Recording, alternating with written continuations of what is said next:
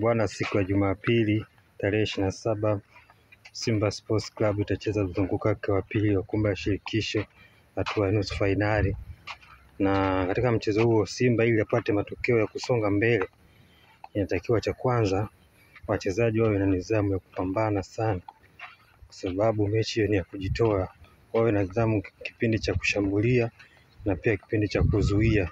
Yaani katika vipindi vyote vitatu vya mpira wanatakiwa wawe makini na wawe na nidhamu ya juu, wajitoe katika kupambania ile jezi.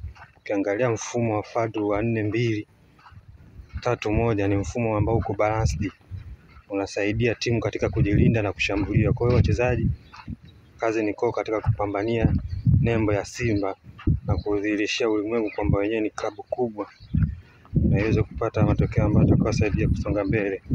Katika kikosi kama kikosi japokuwa kuna majeruhi, lakini Simba ana wachezaji ambao wana uwezo wa kupambana na ile timu ya Stellenbosch.